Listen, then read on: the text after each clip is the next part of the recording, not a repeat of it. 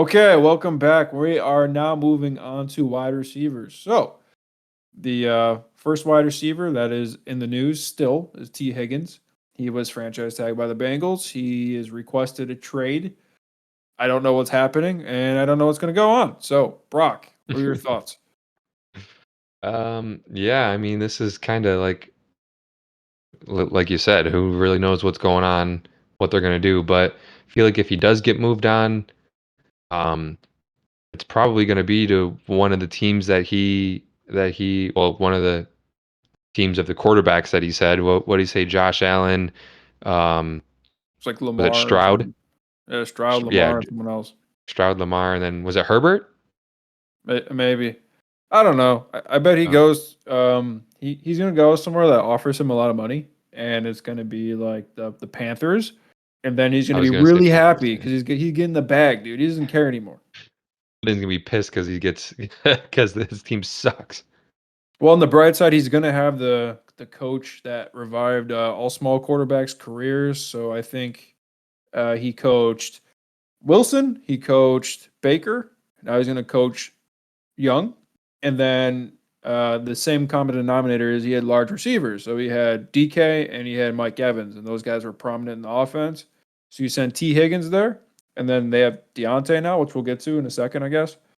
And that's your Tyler Lockett, and you have a little dwarf quarterback, and all of a sudden you got a system that works based on what they want. So I think he's going to end up in Carolina against his will, but the Brinks truck will make him feel better.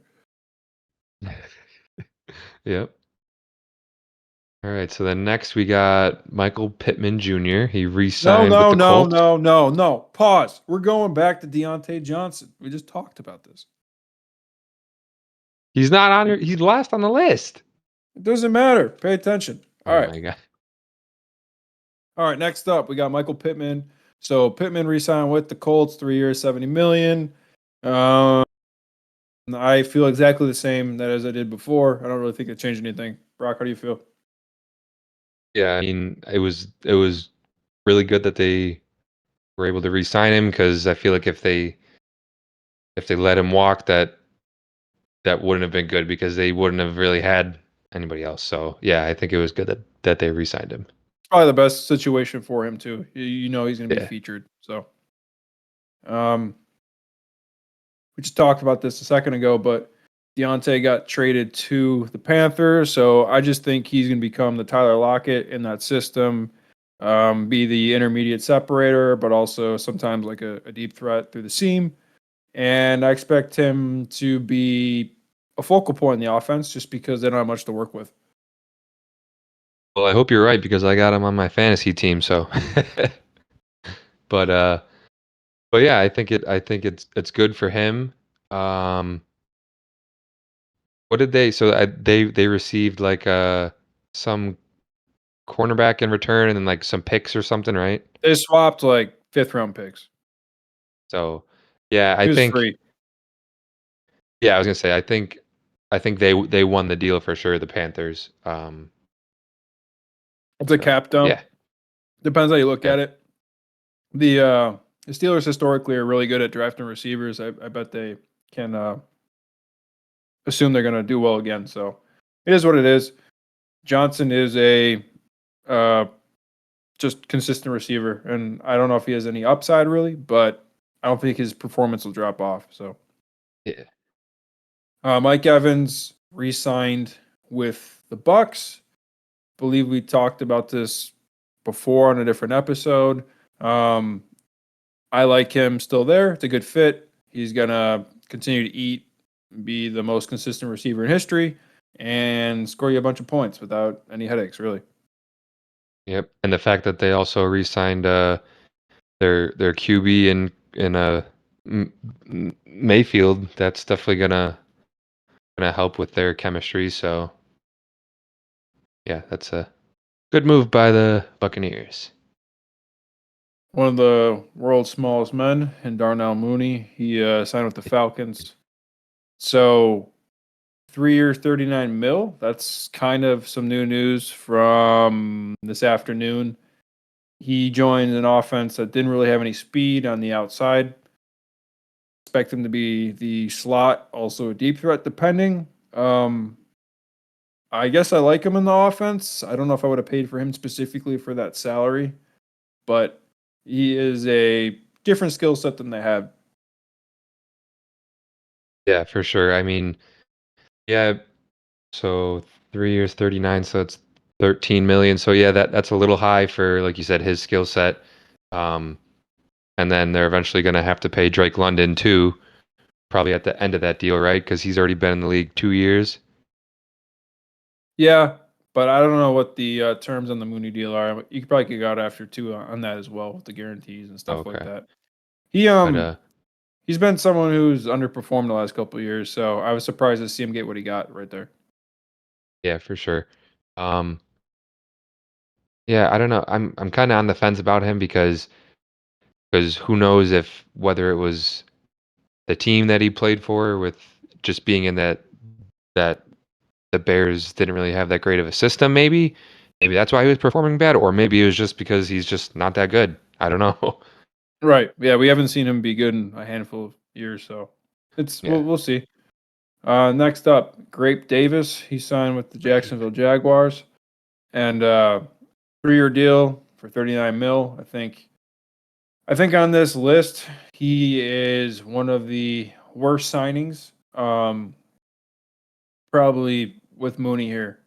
He's I think an overrated player and with a limited skill set. The only thing that's nice is he doesn't have an overlapping skill set with um, Christian Kirk, and that's good because Ridley and Kirk kind of overlapped, and I think that limited the offense last year because Ridley really isn't a pure deep threat like they were trying to use him. That's kind of Davis's game, so hopefully that works out for him.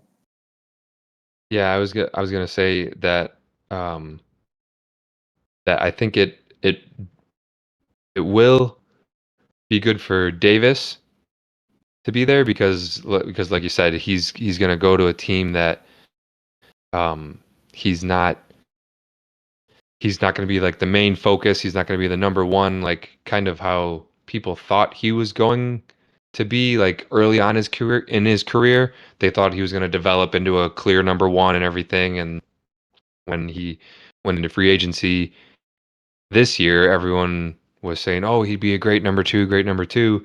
But I feel like with the Jags, like you said exactly, he'll be. I feel like he'll be a good complement um with Kirk. Um, and yeah, I mean that's he is a good I feel like he is a good blocker, so that could definitely help them also with when they hand the ball off to whether it's think Bigsby or Travis Etienne. So yeah, Yeah, the only thing with Davis, in my opinion, is he does have inconsistent hands. His routes aren't that great, and he's just like a big galloping downfield receiver, and he's just so inconsistent overall. So I yeah, don't think his ceiling is any higher than it was on the Bills. I think he falls in the same exact place he's been. Um, so I wouldn't really be too hyped about this. I think it's a lateral move. yeah. I do think that they overpaid him for sure. I think he can produce, just not for what they signed him for. Right. Next up, Kendrick Bourne re-signed with the Patriots, 3 years, 19.5 mil. Bourne's coming off a torn ACL. Bourne has kind of been a journeyman that was already overpaid before his previous contract by the Pats. I think they're just familiar with him. I think he's a solid player, but I think he's being paid appropriately too on this deal for what he does and contributes. Hopefully, he makes a healthy, full recovery. Um, and they better bring in some more talent around him because you can't stroll him out as your number one again. Yeah, no. Yeah. I mean, yeah, like you said, he never really was that clear number one, and then coming off that ACL, that's just not going to help him uh, anymore. So I think he probably re-signed with them because he probably either thought he wasn't going to have many other options, or he looked and he there were no other options. So I feel like that's probably why he signed back with the Patriots. They probably signed him to he probably had the best offer from them just because of the familiarity with him. Mm. And then last, we have Noah Brown. He signed with the Texans. So Noah Brown last year was a best ball god, a daily fantasy legend, and probably a sneaky waiver pickup a few weeks for people in redraft. So he fits his role in Houston. I think this is a good signing from them. It's intelligent. Again, this is someone you're not going to be playing consistently, and I don't expect him to be a true difference maker. But in a pinch, he may be worth something.